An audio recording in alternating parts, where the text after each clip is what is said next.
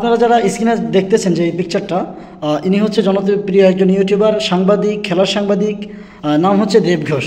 আনন্দিত বিষয়, আপনারা ইতিমধ্যে জেনে গেছেন যে তিনি আমাদের সুশীতল ধর্মের ছায়াতলে এসেছে, অর্থাৎ ইসলামী ধর্মের ছায়াতলে এসেছে। তো কিভাবে এবং কী জন্য আসলো এই বিষয়টা নিয়ে আপনাদেরকে শেয়ার করি। তবে অবশ্যই যদি আপনি ভিডিওটা দেখে থাকেন, অবশ্যই আপনাকে আলহামদুলিল্লাহ কমেন্টে বলা এটা আপনার জন্য জরুরি হয়ে গেছে। কারণ একজন মানুষ ইসলাম ধর্ম গ্রহণ করেছে, সেক্ষেত্রে আপনাকে অবশ্যই আলহামদুলিল্লাহ বলতে হবে। সে তার বক্তব্যের মধ্যে মিরপুরে 10 নম্বরে একটা মসজিদের বাইতুস সালাম জামে মসজিদের তিনি জুমার নামাজ পড়েন। সেখানে আব্দুল হাই মোহাম্মদ সাইফুল্লাহ, বিশিষ্ট ইসলামী চিন্তাবিদ এবং ইসলামী স্কলার, তেনার হাতে তিনি ইসলাম ধর্ম গ্রহণ করেন। তিনি ইসলাম ধর্ম গ্রহণ করার বিষয়টা মানুষের সামনে উপস্থাপন করতে গিয়ে তিনি বলেন, আমি যে ইসলাম ধর্ম গ্রহণ করেছি এটা কারোর চাপে পড়ে বা অন্য কোনোভাবে প্রভাবিত হয়ে নয়। আমাকে কেউ বুঝাইছে বা আমি কারোর রসাতলে পড়েছি বা কাউ আমাকে বুঝাইছে, সেজন্য আমি ইসলাম গ্রহণ করি নাই। আমি আমার নিজের জানা থেকে একটা বাংলা স্টাডি কোরআন নিয়ে, অর্থাৎ একটা বাংলা কোরআন নিয়ে, বাংলা একটা কোরআনের তর্জমা আমি নিজে নিজে সেটাকে পড়তে থাকি, নিজে নিজে সেটাকে জানার চেষ্টা করি। কিন্তু জানতে জানতে জানতে জানতে এমন একটা অবস্থা হয়ে যায় যে ওই কোরআনের প্রেমে আমি পড়ে যাই, আর এটা বুঝি যে কোরআন আসলে একটা সত্য। আর আপনারা এটাও জানেন যে আল্লাহ তাআলা কোরআনকে নাজিল করেছেন। এই কোরআনের শুরুতে আল্লাহ তাআলা বলেন আলিফ লাম মিম যালিকাল কিতাব, ওই সেই কিতাব লা রাইবা ফি, যার মধ্যে সামান্য মাত্র সন্দেহ নাই। ভাই বিষয়টা বুঝতে হবে, যেখানে আল্লাহ তাআলা বারবার বলতেছেন যার ভিতরে কোনো প্রকার কোনো সন্দেহ নাই, যেখানে কোনো প্রকার কোনো ভুল তো দূরের কথা, আল্লাহ বলেন এখানে সন্দেহ নাই।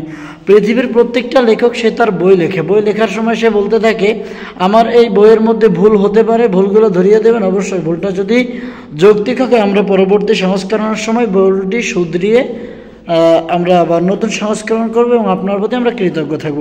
কিন্তু এটা কোন কিতাব? যে কিতাব আল্লাহ তাআলা নাজিল করেছেন, আর নাজিল করার শুরুতেই বলেছেন লা রাইবা ফি হুদাল লিল মুত্তাকিন, এটার মধ্যে কোনো সন্দেহ নাই, ভুল তো দূরে থাক, কোনো প্রকার কোনো সন্দেহ নাই, এবং যারা পড়বে তারা মুত্তাকিন হয়ে যাবে। সুতরাং এই আয়াতের কারিমার পরে দেখা যাচ্ছে যে আল্লাহ তাআলা এই ভাই কোরআনকে জানার এবং বোঝার চেষ্টা করেছে, বাট তিনি কিন্তু মুসলমান হওয়ার জন্য চেষ্টা করে না, তিনি চেষ্টা করেছেন কোরআন জানার জন্য। আল্লাহ তাআলা তাকে মুসলমান বানিয়ে দিয়েছেন।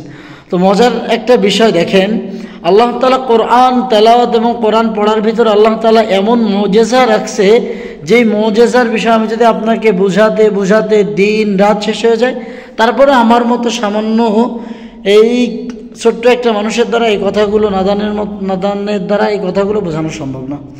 তো সে যে ইসলাম ধর্ম গ্রহণ করেছে, এই জন্য আমরা সবাই সত্যি আনন্দিত। দেখেন পয়গম্বর আরবি সাল্লাল্লাহু আলাইহি ওয়াসাল্লামের জামানায় অনেকে কোরআনকে মিথ্যা প্রমাণ করতে এসে তারাও কিন্তু ইসলাম ধর্ম গ্রহণ করেছে। আপনারা জানেন ভারতের জমিনে বসবাস করত বড় একজন দার্শনিকবিদ, বড় একজন বিজ্ঞানী,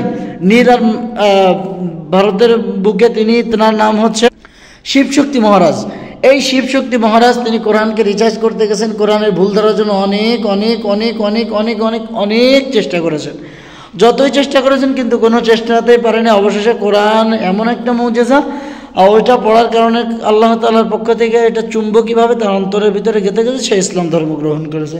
চলচ্চিত্র জগতের ভিতরে আছে নায়ক মিঠুন, তার ভাই একজন আছে, সেও কিন্তু ইসলাম ধর্ম গ্রহণ করেছে। তার থেকে বড় যে বিষয়টা, আপনারা জানেন নাসা থেকে পাঠানো হয়েছিল চাঁদের ভিতরে চাঁদ ভ্রমণ করার জন্য। সেখানে গিয়েছিলেন নীল আর্মস্ট্রং মাইকেল কলিন্স, তিনিও সেখানে গিয়েছেন। আর তিনিও হাদিসের মধ্যে বলেছেন যে পয়গম্বর আরবি সাল্লাল্লাহু আলাইহি ওয়াসাল্লাম কোরআন চাঁদকে ইশারায় 2 খণ্ড করেছেন। 2 খণ্ড করার কারণে চাঁদ এখনও সেই 2 খণ্ড আছে। তিনি যেভাবে হাদিসের মধ্যে জানছেন বা শুনছেন, যায়া চাঁদের মধ্যে দেখেন সেম টু সেম সেইভাবে তিনি ওইখান থেকে এসে পবিত্র হয়ে কালেমা গ্রহণ করেছেন। সুতরাং সেভাবেই আমাদের এনার পূর্বের নাম ছিল দেব চৌধুরী। তিনি যে ইসলাম ধর্ম গ্রহণ করেছেন, কোরআনের শিশুদল ছায়ায় এসেছেন। এই বিষয়টা যদি আপনার অবশ্যই ভালো লাগে তাহলে শেয়ার করে দিন ভিডিওটি, এবং যারা আছে তাদেরকে দেখার জন্য সুযোগ করে দিন। নাসরুম মিনাল্লাহি ফাতহুন করিব ওয়াবাশশিরিল মুমিনিন।